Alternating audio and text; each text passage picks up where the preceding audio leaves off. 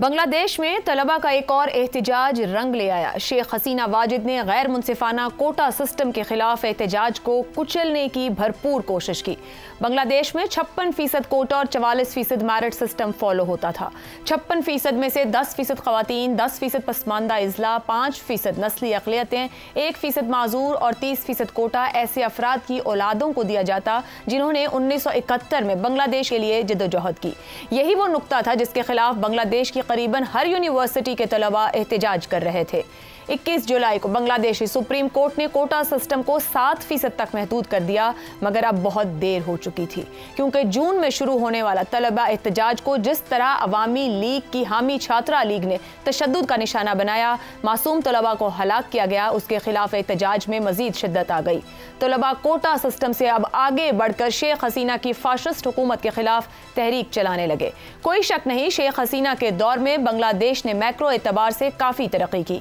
2005 में बांग्लादेशी ज़मीन पर 50,000 किलोमीटर पर सड़कें थीं, 2021 में 90,000 किलोमीटर हो गई। शेख हसीना से पहले 5 एयरपोर्ट्स थे जो बढ़कर 10 हो गए। 2005 में 50% बिजली थी जो 90% हो गई। गुर्बत 40% से कम होकर 25% रह गई। मगर बांग्लादेश की इस तरक्की में गारमेंट्स की उन एक्सपोर्ट्स का हिस्सा था जिसके लिए बहुत सस्ती लेबर दी जाती, इसलिए बांग्लादेश को पैराडाइज ऑफ चीप लेबर भी कहा गया।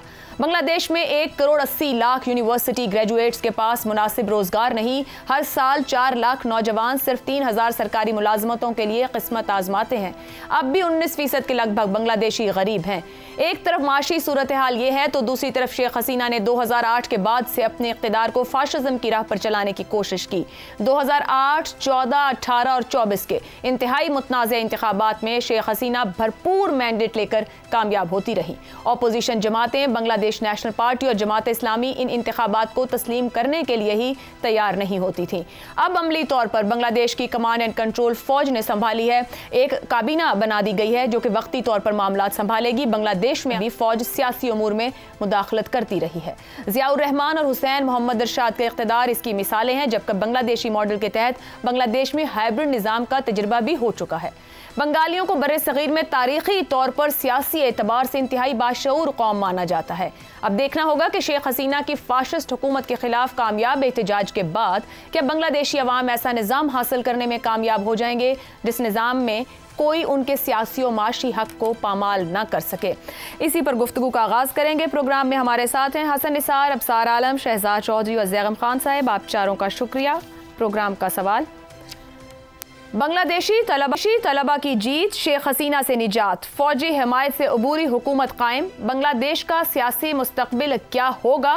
जैगम खान साहब, आमरियत, हाइब्रिड निज़ाम, इलेक्टोरल ऑटोक्रेसी या फिर जमहूरियत, कहाँ जाते देखते हैं और कब तक आपको नजर आता है कि इंतखाबात की तरफ जाएगा ये मामला? देखिए आयशा, इन सब चीज़ों का तजर्बा बांग्लादेश ने करके देख लिया है। बल्कि बांग्लादेश हमसे आगे आगे होता था और पाकिस्तान में बांग्लादेश मॉडल्स की बात होती थी। किस तरह का हाइब्रिड सिस्टम नहीं, उस तरह का हाइब्रिड सिस्टम हो, अदालतों वाला हाइब्रिड सिस्टम हो या इस्टेब्लिशमेंट वाला हाइब्रिड सिस्टम हो। और अभी उन्होंने जो एक्सपेरिमेंट किया है जिसमें से गुजरे हैं गुज़श्ता 15 साल का, वो ऐसी आमरियत थी जिसने मिसाली डेवलपमेंट डिलीवर की, जिसकी कुछ मिसालें आपने दी। आपने जिस तरह बताया कि गुर्बत आधी हो गई, 25% से भी नीचे चली गई, और जो तरक्की है अगर आप देखें तो वो इतनी अमेजिंग है कि तकरीबन 5 गुना उनकी जीडीपी हो गई। उनके आप ज़खायर देखें, जो उनके गैर मुल्की जो करेंसी है उसके ज़खायर हैं, दैट इज़ अमेजिंग, और दुनिया के लीस्ट इंडेटेड नेशंस में से है। वो उन मुल्कों में से है जिन पर बहुत ही कम कर्ज है। फिर समाजी तरक्की भी डिलीवर की, सेहत, तालीम, डिजिटाइजेशन, क्या कुछ नहीं किया।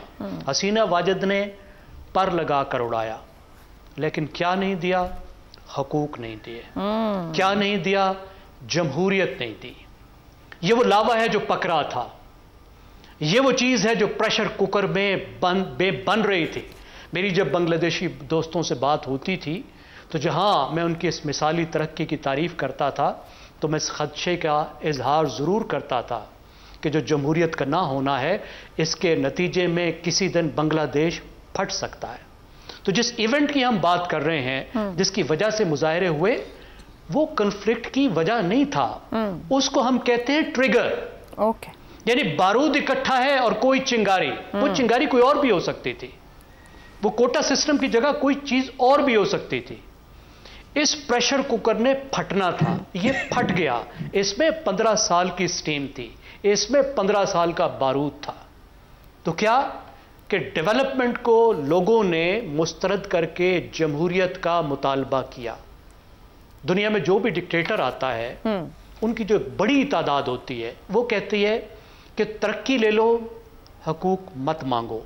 पाकिस्तान के डिक्टेटर भी यही कुछ करते रहे हैं।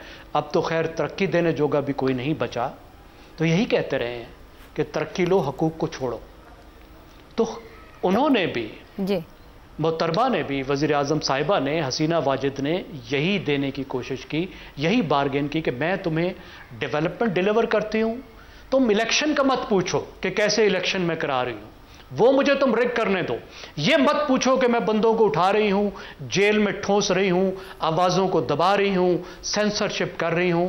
तुम तो तरक्की कर रहे हो ना, तालीम हासिल कर रहे हो ना, आगे बढ़ रहे हो ना, तुम्हारा मुल्क तो एक शाइनिंग स्टार बन गया है ना, एक एशियन टाइगर बन रहा है ना। सारी दुनिया कह रही थी कि साउथ एशिया के तमाम मुल्कों से एक बांग्लादेशी इस दौर में ज़्यादा अमीर हो गया।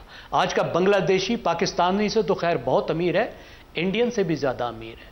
वो जो कहते थे ना कि एक बांग्लादेशी भाग के इंडिया जाते हैं, तो आज ये बात की जाती है कि बांग्लादेशी अब इंडिया में क्यों जाएगा। लेकिन लोगों ने अथॉरिटेरियनिज्म को मुस्तरद किया है, हाइब्रिड के वो तजर्बे कर चुके हैं।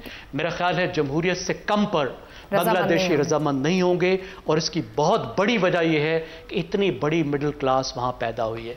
लेकिन क्या खतरात नहीं है? खतरात मौजूद हैं। अरब स्प्रिंग की मिसाल हमारे सामने है, जहां जमहूरियत की जंग लड़ी गई, लेकिन लोगों ने जीती हुई जंगें हारी। यूक्रेन में, जॉर्जिया में, किर्गिस्तान में, मिस्र में, लीबिया में, शाम में, ट्यूनिस में। तो हमें उम्मीद करनी चाहिए, दुआ करनी चाहिए कि बांग्लादेशी जो जंग जीते हैं, जिस मकसद को जीते हैं, वो जमहूरियत और हुकूक मिल सकेंगे। हसन निसार साहब, बांग्लादेश में मिसाली डेवलपमेंट भी एक फाशिस्ट हुक्मरान को बचा नहीं सकी, जो ज़ैगम साहब बात कर रहे थे। क्या वो जमहूरियत हासिल कर लेंगे जिसके लिए सब कुछ उन्होंने किया है? क्या सबक मिलता है यहाँ से? ये तो मुझे सबक सुबक तो नहीं पता, लेकिन मेरा ख्याल है कि आज तक हमारे प्रोग्राम में जितने सवाल हुए हैं, ये शायद इकलौता सवाल है जिसका जवाब देने के लिए मैं थोड़ा क्वालिफाई करता हूँ जी। कहानी ये है कि as an undergraduate Punjab university new campus में तकरीबन 25% बंगालीज़ का कोटा था, जो या डिपार्टमेंट्स में या हॉस्टल नंबर 1 जो अब कायदे आज़म हॉल कहलाता है। मैं क्लास फेलो से हमारे ये हॉस्टल फेलो, 5 साल हमने दिन रात इकट्ठे गुजारे। एक बात तय है, न उस ज़माने में भी कि हमारे और इनके दरमियान तो मज़हब भी मुश्तरक नहीं है, उनका मजहबी प्रैक्टिस का तरीका भी मुख्तलिफ था। तो मैं अपने दोस्तों को कहा करता था भी ये नथिंग इन कॉमन। बंगालियों को याद रखें, न बेवकूफ़ बनाया जा सकता है, न ज़्यादा देर तक दबाया जा सकता है। ये लिख के रख लें, उनकी दुनिया ही और है। मैं एक दो मिसालें देता हूँ ताकि ज़रा आपके व्यूअर को समझ आए मैं कहना क्या चाह रहा हूँ। हम सिगरेट पीते थे, मेज़ पर पैकेट वो जुराबों में रखते थे, वो डिसिप्लिन थे। हम महीने के आखिरी हफ्ते उधार पे जीते थे। मैंने कभी किसी बंगाली लड़के को 1 रुपए का कैंटीन पे, कैफेटेरिया में उधार ले। खैर अच्छा, एक बात तो ये समझ लें, नतीजा मैं आपको ऑब्वियस है। खैर, एक किताब है बांग्लादेश एन अनटोल्ड स्टोरी, जो मेरे एक दोस्त ने लिखी है, जो शरीफुल हक दालियम, वो बीर उत्तम है, सितारा जुर्रत या इस तरह का, इससे भी शायद ऊपर का लेवल है। बीर उत्तम वही उनका है, फौजी है वो। सही। तो शरीफुल हक दालियम जो लिखता है, उसको अगर आप पढ़ लो तो एक बात फौरन समझ आ जाएगी कि जेन्युइन डेमोक्रेसी तक वो सरतापा एहतजाज में रहेंगे और ज़्यादा देर तक नहीं चलेगी। ये नहीं चलेगी, ये याद रखें। बंगालीज़ का और हम पंजाबियों को कख भी नहीं मिलता। और मिजाज का अंदाजा इस बात से लगाया जा सकता है, ये मामूली बात नहीं जी। कि उन्होंने अपने कायदे आजम, बंगला बंधु कहते हैं वो, उसके मुजस्मे को मैंने अभी टूटते देखा। जी बिल्कुल ऐसा। धज्जियां उड़ा दी उसने। यानी वो शख्सियत परस्ती, बुत परस्ती ना, दे मीन बिजनेस। 5 साल का तजर्बा और दिन रात का। इस तरह बहन भाई इकट्ठे नहीं रहते जैसे हम रहे। चलें, ठीक हो गया। ये नहीं होना। हसन निसार साहब ने दुआ शुआ की भी दुआ की जरूरत उनको होती है जिन्होंने करना कुछ नहीं होता। दुआ रिट है, इसके लिए मेरिट चाहिए। ठीक हो गया। मेरी दुआओं से नहीं होता कुछ। 2 ऑप्शंस आए कि जमहूरियत वो हासिल करके ठहरेंगे।